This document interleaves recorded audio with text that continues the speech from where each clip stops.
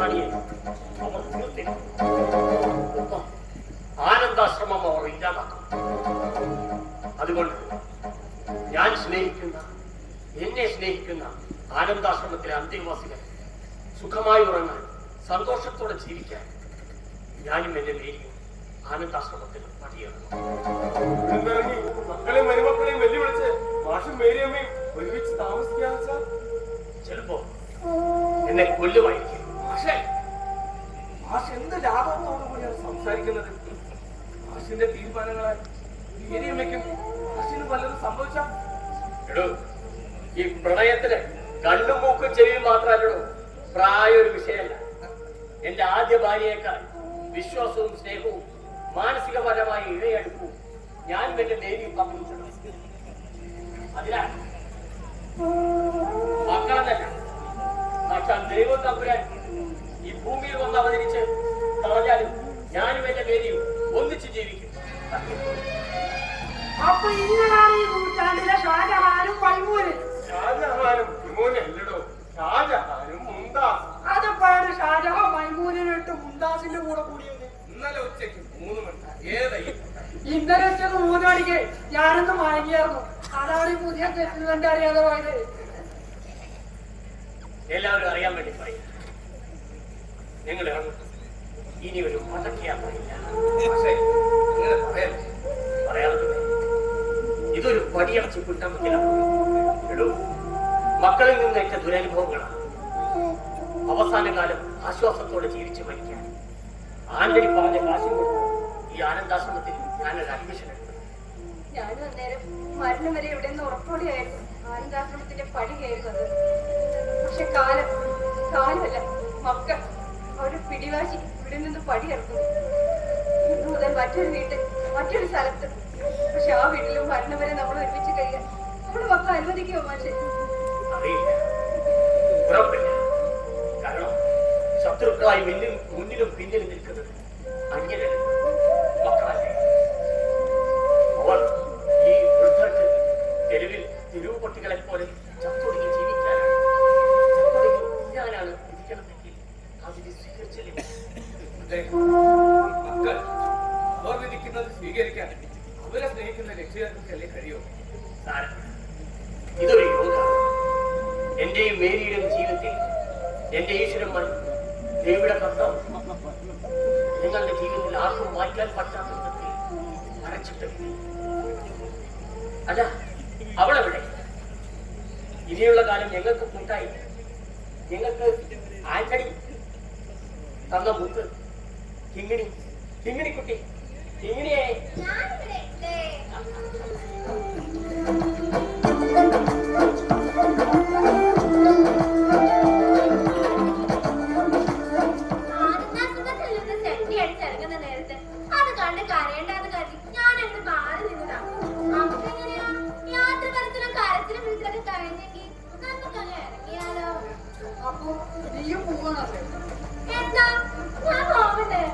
പൂവണ്ണാന്ന് പറഞ്ഞ പൂവതിരിക്കുന്ന എനിക്ക് പറ്റും. മാത്രമല്ല, നീ ഇല്ലെങ്കിൽ അച്യുതാനന്ദ മാഷിന്റെ മേലെ മാറാൻ നീ പോയി. അല്ല മോളെ, ഞങ്ങളെ വിട്ട് പിരിയുന്നതിൽ നിനക്ക് സങ്കടമൊന്നും സങ്കടോ? എനിക്കോ? നല്ല കാര്യം. അപ്പുകാന്റെ പാട്ട് കേൾക്കാൻ പറ്റാത്തതിൽ എനിക്ക് ഒരു സങ്കടവും. ജോസഫിന്റെ പ്രേമകഥ കേൾക്കാൻ പറ്റാത്തതിൽ എനിക്ക് ഒട്ടും സങ്കടമില്ല.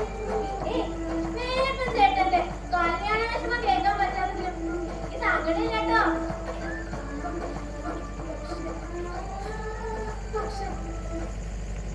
അതിനേക്കാളൊക്കെ ഏറെ വിഷമം എന്റെ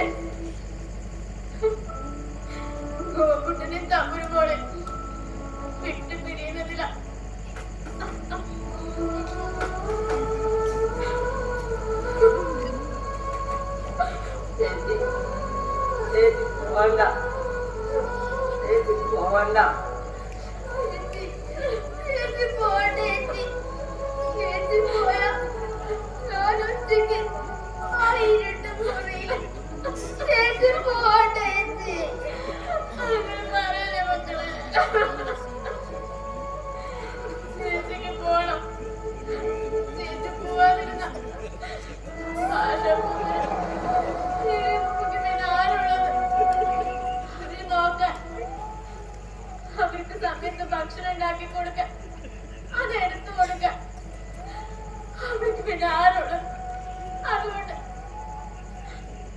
ചേച്ചിക്ക് പോണം, ചേച്ചിക്ക് പോണം.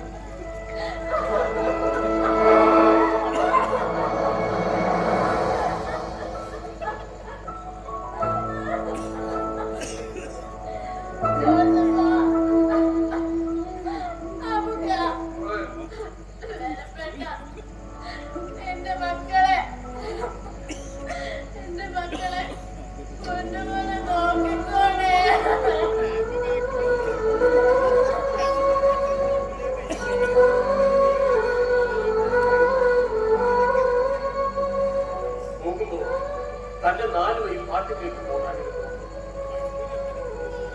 ആന്റണി ഒന്നും പറയില്ല.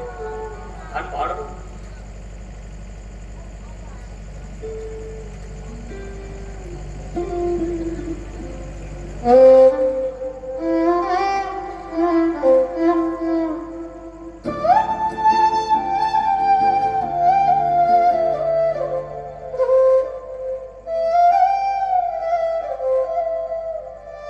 ആരും ചെല്ലാത്ത കാട്ടിനുള്ളിൽ ആർക്കും വേണ്ടാത്ത പൂക്കളുണ്ടേ. മണമില്ല പൂവിൽ തേനില്ല ചെണ്ടിൽ മൂളി പറക്കാനൊരു വണ്ടുമില്ലേ.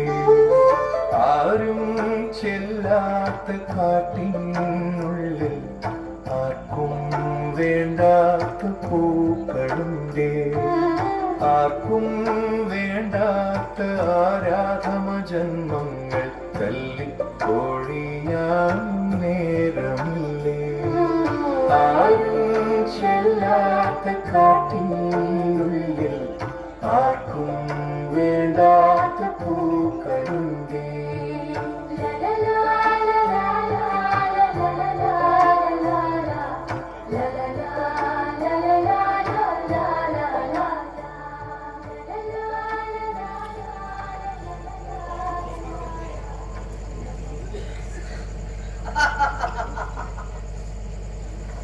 ഈ ഒരു പടിയിറക്കം കൊണ്ട് ആനന്ദാശ്രമത്തിലെ മുതലാളി ആന്റണി ജോസഫ് കർത്തായുടെ പോക്കറ്റിൽ വീഴുന്നത് ലക്ഷങ്ങളാണ്. അച്യുതാനന്ദൻ മാസ്റ്റർ മറ്റൊരു വൃദ്ധനെ ഏതെങ്കിലും മക്കൾ ആനന്ദാശ്രമത്തിൽ കൊണ്ടുവന്ന് കുടിയിരുന്നു. മേരിയമ്മയ്ക്ക് പകരം മറ്റൊരു മേരിയമ്മയെ മക്കൾ കൊണ്ടുവന്ന് കുരിശിലേറ്റു. ഒപ്പം കിങ്ങിണി എന്ന അനാഥപ്പെണ്ണിന്റെ വളർത്തലും പഠിപ്പിക്കലും കെട്ടലും കെട്ടിപ്പിക്കലും എല്ലാം അവരുടെ ചെലവിൽ. ആകാശം ആന്റണിക്കലാവും.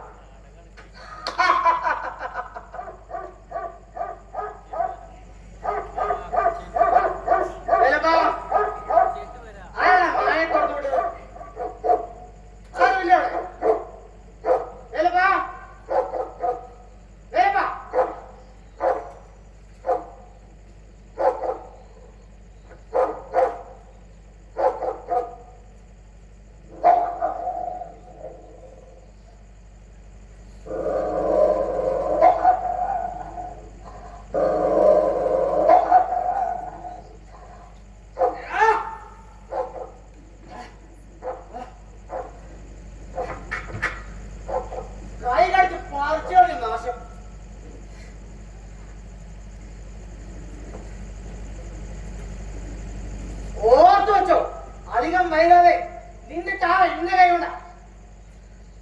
നിക്കടെ നീയാണോടെ അന്നത്തെ പോലെ നായ തോന്നു.